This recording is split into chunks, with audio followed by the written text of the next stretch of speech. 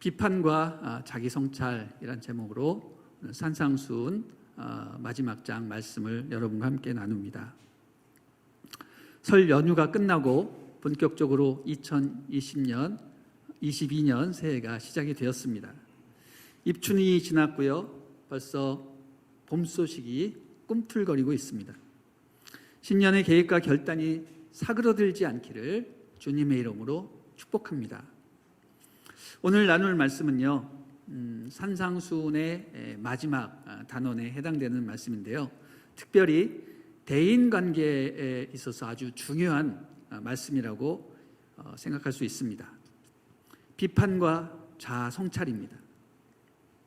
사람이 살다 보면 갈등이 생길 수 있고 또 서로 비판하고 심하면 싸울 수도 있기 마련인데, 우리 예수님은 갈등을 피하고 원만한 인간관계를 위해서 먼저 남을 비판하지 말라고 말씀을 하셨습니다. 비판을 쉽게 해서는 안 되는 이유는 내가 누구를 비판하려고 내린 판단이 100% 옳다고 장담할 수 없을 뿐만 아니라 내가 내린 똑같은 잣대로 나 역시 판단받을 수 있기 때문입니다.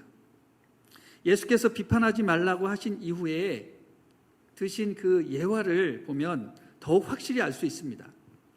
남을 비판해서는 안 되는 이유가 사람이 본성상 자기 눈에 박힌 들보는 보지 못하고 남의 눈에 낀 먼지를 먼저 보기 때문이라는 것입니다.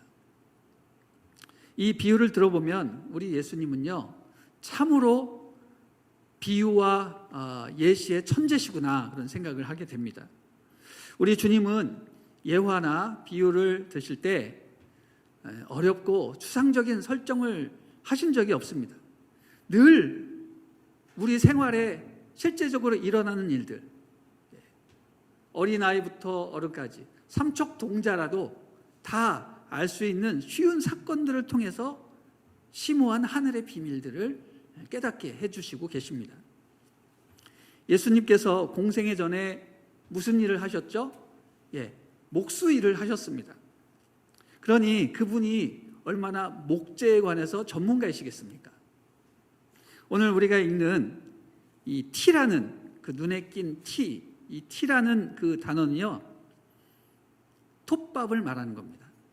톱밥. 톱밥이 뭐죠? 목재를 자르거나 다듬을 때 날리는 작은 먼지 같은 것을 우리는 톱밥이라고 말합니다.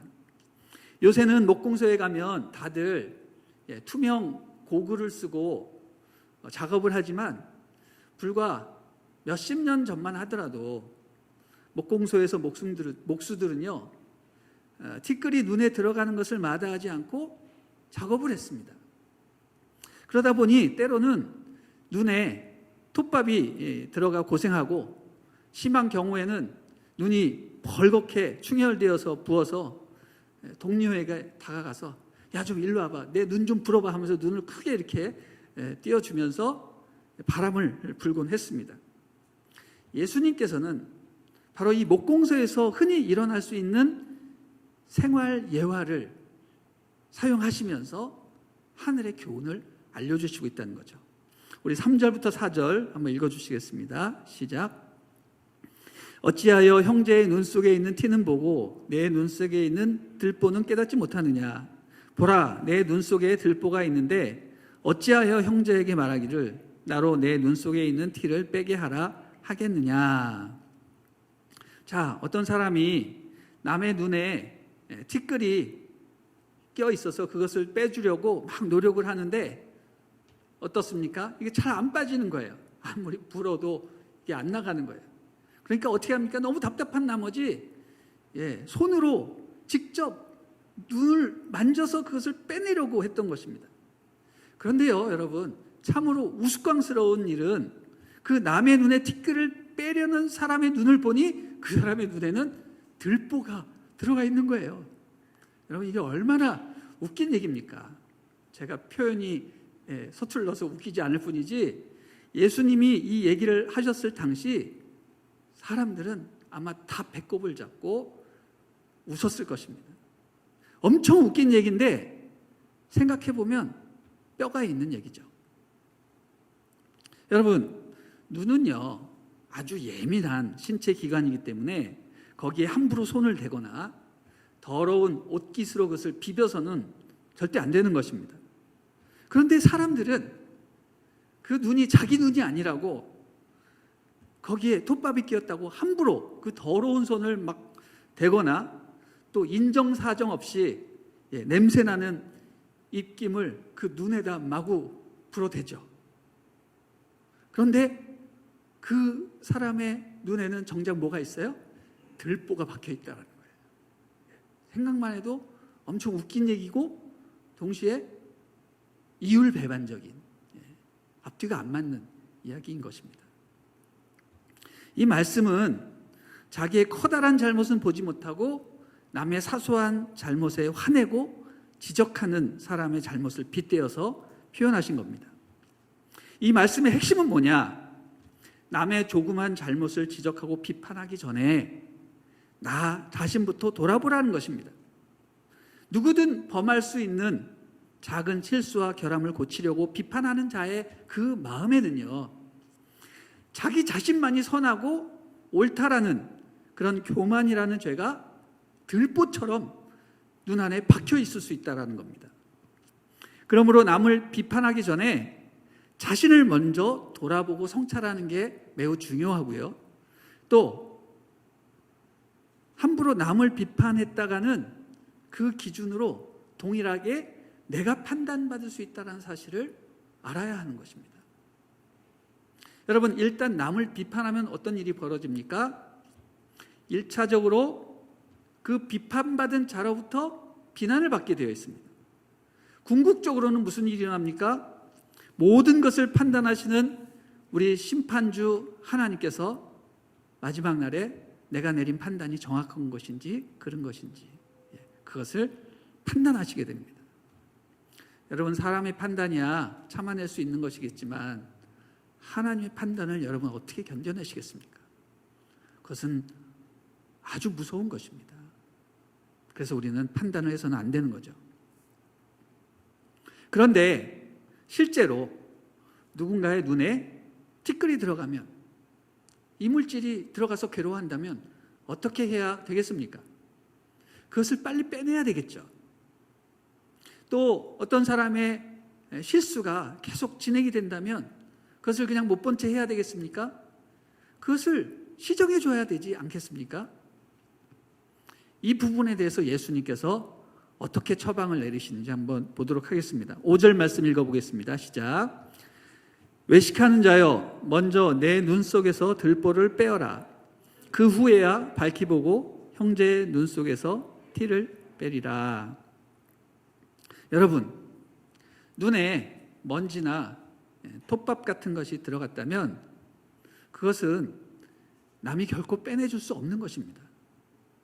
그것은 내가 눈물을 흘려야 빠져나가는 것입니다. 눈에 낀 이물질은 눈물로 흘려보내야지 누군가 손을 대거나 천으로 닦는다고 이렇게 되는 것이 아니라는 거죠. 여기서 말하는 눈물이란 단순히 눈에서 나오는 액체만을 의미하는 것이 아니라 스스로 깨닫고 회개하는 마음을 가리킵니다. 자신의 잘못은 자기 스스로 돌이켜서 고치지 않으면 고치기가 힘들다는 말씀입니다. 이 사실을 모르고 눈에 들보가 박힌 독선적이고 교만한 사람은 자신의 훈계와 비판으로 상대방이 고쳐질 수 있다라고 생각을 합니다. 심지어는 폭력을 가하면 그 사람이 고쳐질 수 있다라고 생각을 합니다. 그러나 여러분, 그렇게 한다고 상대방이 고쳐집니까? 절대 아닙니다. 오히려 마음이 더 돌같이 딱딱해질 수 있는 것이죠. 눈에 들어간 티는 자신을 돌아보는 성찰의 눈물로, 하나님 앞에 잘못했다고 정직하게 뉘우치는 회개의 눈물로 씻어내야 되는 것입니다. 그렇게 눈물을 흘려야 시야가 깨끗해지고 사물을 밝히 보게 되는 것입니다. 여러분, 예수님이 하신 말씀을 보시죠. 시야를 가리는 이물질을 눈에서 제거하는 최고의 방법을 뭐라고 얘기하십니까? 5절 말씀, 먼저 내 눈에 있는 들보를 빼야 한다라고 말씀하십니다. 먼저 너의 눈에 박혀있는 들보부터 빼내라. 여러분, 여기서 들보는 뭐죠? 들보는 목재죠. 목재. 큰 기둥과 같은 그런 목재입니다. 자기를 성찰하지 않고 남의 잘못을 먼저 보고 비판하는 독선의 마음이 바로 들보와 같은 마음이라고 했습니다. 이런 것들을 자기 눈에서 어떻게 빼내죠? 여러분, 이것은요, 결코 혼자의 힘으로는 빼낼 수 없는 것입니다. 이 들보는요, 생각해보면 자기 눈에 쌓인 모든 티끌과 톱밥의 총합이라고 볼 수 있는 것입니다. 여러분, 목재인 들보에서 톱밥이 나오지 않습니까? 그렇죠? 목재를 깎아내면 거기서 톱밥이 나오잖아요. 눈에 박힌 들보는요, 매번 눈물로 톱밥을 씻어내지 못해서 쌓여져 있는 기둥. 다시 말해서 여러분이 동해안에 석회 동굴에 이렇게 들어가게 되면 거기 종유석도 있고 바닥에서부터 올라가는 석순이 있지 않습니까? 바로 그런 것처럼 티끌이 쌓여서 기둥처럼 만들어진 것인데, 여러분, 이것을 어떻게 없앨 수 있겠습니까? 눈물을 아무리 흘려도 씻겨나가지 않고 기둥처럼 굳어진 이 들보를 어떻게 해결합니까? 이건 수술 아니면 해결할 수가 없는 거예요. 여러분, 무슨 수술입니까? 바로 깨끗한 손으로, 소독된 완전히 깨끗한 손으로 자격 있는 의사가 조심스럽게 그것을 절개해야 되는 거죠. 여러분, 그 깨끗하고 자격 있는 의사가 누구세요? 네, 그분이 바로 예수님이세요. 예수님. 우리 예수님은 죄가 없으신 분이고 하나님으로부터 그것을 해결할 수 있는 자격을 부여받으신 해결사이십니다. 바로 예수님께서 눈에 박힌 들보와 같은 것을 빼내셔야 하는 것입니다. 여러분, 우리가 아프면 의사에게 가서 상담을 하고 진료를 받고 심하면 수술을 받는 것처럼 우리도 주님을 만나고 주님의 말씀을 듣고 자기 자신을 온전히 주님께 맡겨드리는 것입니다.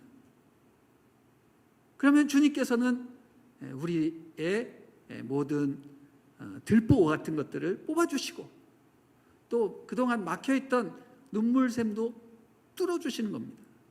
그렇게 되면 어떻게 돼요? 내 눈이 밝아져서 남의 눈에 티끌만 보이는 것이 아니라 나의 눈 속에 박힌 들보도 보게 되는 것이죠. 눈물샘도 열렸으니 더 많이 울게 되고, 많이 울면 울수록 시야가 더 밝아져 깨끗하게 되는 것입니다. 여러분, 거듭난 사람은 그래서 많이 우는 것입니다. 옛날 수도승들의 격언을 보면 이런 말이 있습니다. 성인은 죄인을 보면 정죄하지 않고 눈물을 흘린다. 이런 거 제가 좀 적어드렸어야 되는데 다시 한번 말씀드릴게요. 성인은 죄인을 보면 정죄하지 않고 눈물을 흘린다. 여러분, 맞습니다. 그것이 진짜 죄인을 돌이키는 것이요 죄를 씻는 거룩한 방법인 것입니다.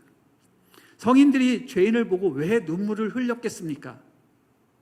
첫째로 그가 죄인이라서 불쌍해서 눈물을 흘렸겠죠. 둘째로 그 죄인을 보고 그냥 남의 일이 아니라 자기도 과거에는, 거듭나기 전에는 저 사람처럼 죄를 많이 지었음을 생각하고 회개의 눈물을 흘리는 것입니다. 이처럼 죄인을 불쌍히 여기는 마음, 죄를 미워하고 회개하는 마음이 사람을 성인으로 만드는 것입니다. 여러분도 회개하고 거듭나고 눈물을 많이 흘리면 성인의 대열에 오를 수가 있는 겁니다. 예수님께서 정확히 말씀하셨습니다. 내 눈에 들보를 빼내야 상대방의 눈에 티끌을 빼낼 것이다.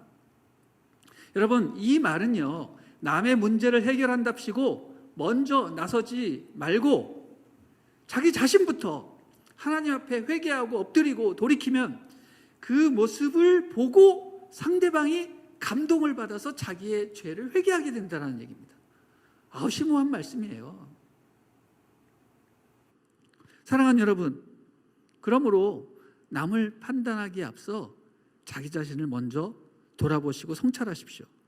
상대방의 잘못을 정죄하지만 말고 불쌍히 여기고 기도해주고 눈물 흘려주는 여러분이 되시기를 주님의 이름으로 축원합니다. 그렇게 되면 무슨 일이 일어납니까? 치유와 회복의 역사가 일어난다는 것이죠. 내 문제가 해결될 뿐만 아니라 다른 사람의 문제도 다 해결이 된다는 것입니다. 할렐루야, 아멘. 유대인의 경전 탈무드를 보면 이런 유명한 얘기가 나오죠. 바로 굴뚝을 청소한 두 사람의 이야기인데요. 두 사람이 굴뚝 청소를 하고 나왔습니다. 한 사람은 얼굴이 새카맣게 그을렀고요. 또 한 사람은 의외로 얼굴이 너무 깨끗했습니다. 자, 둘 중에 누가 얼굴을 닦을까요? 네, 얼굴이 더러운 사람이 닦을까요? 아닙니다. 탈무드에는 얼굴이 깨끗한 사람이 세수를 했다고 기록을 합니다. 왜 그런가? 여러분, 얼굴이 더러운 사람은요, 얼굴이 깨끗한 사람은 자신의 얼굴을 보지 못하기 때문에 상대방의 얼굴을 보고 와, 내 얼굴이 저렇게 더럽구나 하면서 세수를 했단 말이죠. 그런데 반면 얼굴이 더러운 사람은요, 상대방을 보니 굉장히 깨끗한 거예요. 그러니까 자기도 깨끗한 줄 알고 착각해서 얼굴을 씻지 않은 것입니다. 여러분, 이 이야기가 무슨 의미냐? 인간관계에 대해서 아주 중요한 교훈을 주는 얘기입니다. 상대방은 나의 거울이다라는 것입니다. 내가 웃을 때 상대방이 웃을 수 있고, 내가 화를 내면 상대방이 화를 낼 수 있다는 것입니다. 그래서 문제가 생기면 문제의 근원이 어디냐? 남이 아니라 나에게서부터 찾아야 한다는 것입니다. 문제의 근원을 찾으려면 나로부터 출발해야 된다라는 교훈을 주고 있습니다. 여러분, 우리가 산의 정상에 오르게 되면 뭐 합니까? 너도 나도 산꼭대기에서 야호 이렇게 하잖아요. 그러면 어떤 일이 벌어집니까? 여기저기서 야호 야호 야호 이런 메아리가 들려옵니다. 여러분, 인간관계가 바로 이런 겁니다. 우리가 상대방에게 아무리 화가 나서 너가 문제야, 너 잘못이야, 너 때문이야 이렇게 소리 질러도 그것은 결국 나에게 하는 소리라는 것입니다. 너가 문제야, 너의 잘못 때문이야. 그래서 열받아서 더 크게 상대방에게 소리를 지르는 겁니다. 너가 문제라니까, 너의 잘못이야. 그러면 어떻게 됩니까? 똑같이 너가 문제야, 우야우야. 너의 잘못이라니까, 우가우가우. 그렇기 때문에 여러분, 우리가 생각을 바꿔야 됩니다. 상대방에게 그런 독선과 비판과 저주를 퍼부을 것이 아니라 이렇게 얘기해야 되는 거죠. 참 잘했습니다. 당신이 최고입니다. 그렇게 되면 어떻게 돼요? 그 내 영혼의 그 골짜기에서 동일한 축복의 메시지가 메아리로 울려 퍼지는 거죠. 참 잘했습니다. 당신이 최고입니다. 여러분, 이게 지혜입니다. 상대방을 축복하는 것이 결국은 나 자신을 축복하는 겁니다. 예수님은 산상수훈의 그 말씀을 들려주시면서 오늘 본문의 결론과 같은 말씀으로 마무리하는 것을 보게 됩니다.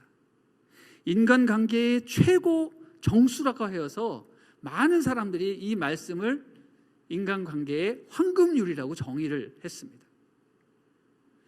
그 말씀이 뭔가요? 우리 마태복음 7장 12절이죠. 한번 띄워주시죠. 같이 읽겠습니다. 시작.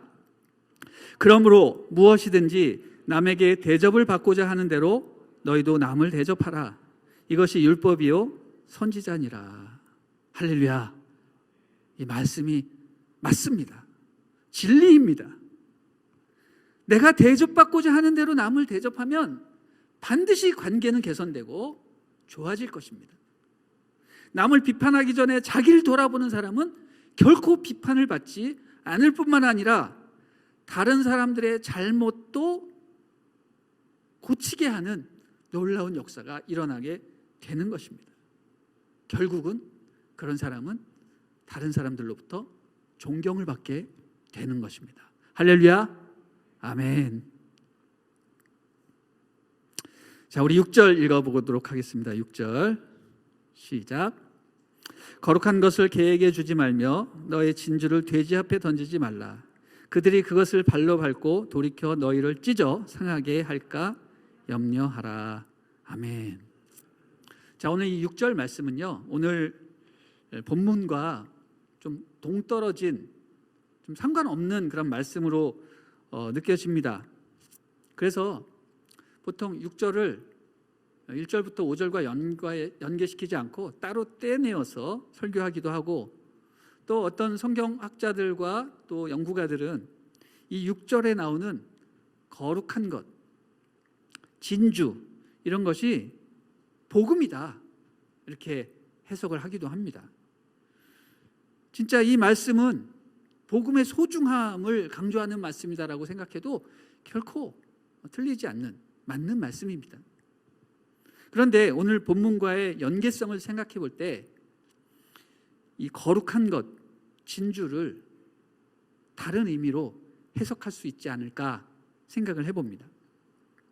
저는 이 말씀이 참 이해가 되지 않아서 왜 갑자기 이렇게 등장했을까 한참 보다가 잠언 말씀을 떠올리게 되었습니다.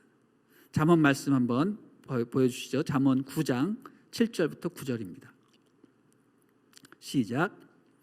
거만한 자를 징계하는 자는 도리어 능욕을 받고 악인을 책망하는 자는 도리어 흠이 잡히느니라. 거만한 자를 책망하지 말라. 그가 너를 미워할까 두려우니라.